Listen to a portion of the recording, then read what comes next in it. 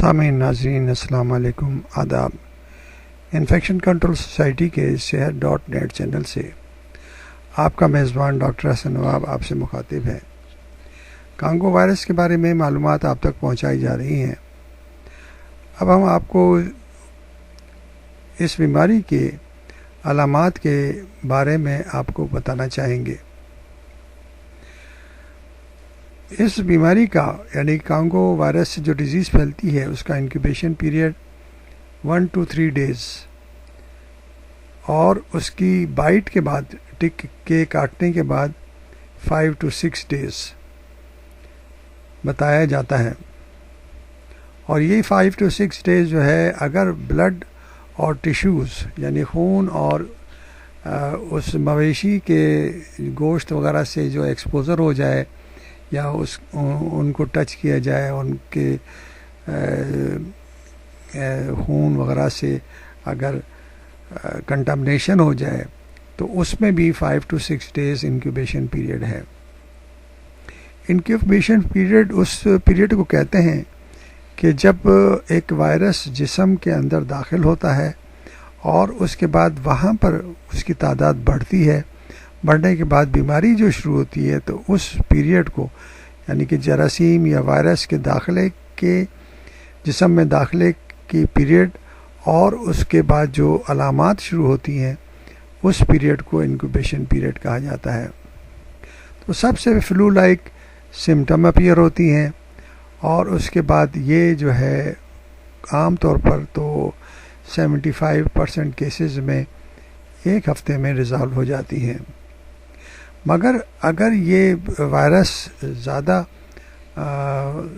اس کی تعداد بڑھ جائے تو پھر متاثرہ شخص میں سب سے پہلے جسم میں درد کے ساتھ بخار کا شکار بھی ہو سکتا ہے۔ خاص طور پر سر میں شدید قسم کا درد ہوتا ہے، بخار میں الٹیاں بھی ہوتی ہیں اور مریض شدید نقاہت محسوس کرتا ہے۔ یہ کیفیت تقریباً 5 سے 6 روز تک رہتی ہے۔ اس دوران مریض کی بھوک بالکل ختم ہو جاتی ہے اور الٹیوں کی وجہ سے کھانے کو قطعی دل نہیں چاہتا۔ جگر یعنی کہ لیور بڑھ جاتا ہے جس سے مریض پیٹ میں درد کی شکایت کرتا ہے۔ بخار کی شدت میں عموماً 3-4 روز بعد کمی آ جاتی ہے، لیکن اس کے بعد بخار دوبارہ شدت اختیار کر لیتا ہے۔ چہرے سمیت پورے جسم پر چھوٹے چھوٹے سرخ دانے یا دھبے پڑنے شروع ہو جاتے ہیں۔ پورا منہ چھالوں سے بھر جاتا ہے، پھر چھالے پھٹنے لگتے ہیں اور ان سے خون رسنے لگتا ہے۔ اس کے 1 یا 2 روز بعد جسم کے مختلف حصوں میں جلد کے نیچے خون جمنے لگتا ہے۔ آہستہ آہستہ جسم کے مختلف حصوں مثلا مسوڑوں اور ناک سے خون کی آمد کا سلسلہ شروع ہو جاتا ہے اور پھر جسم کے ہر حصے سے خون بہنے لگتا ہے۔ مریض کی حالت بگڑنے لگتی ہے، بلڈ پریشر انتہائی کم ہو جاتا ہے اور آخر کار یہ بیماری جان لیوا ثابت ہوتی ہے۔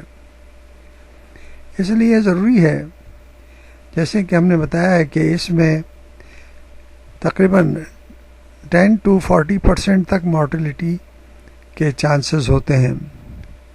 تو اس لیے ضروری ہے کہ احتیاطی تدابیر اختیار کر کے اپنے آپ کو اور اپنی فیملی کو اس بیماری سے بچایا جائے، نہ کہ یہ بیماری آ جائے اور اس کے بعد انتہائی مہنگے خرچ کے بعد علاج میسر آ سکے۔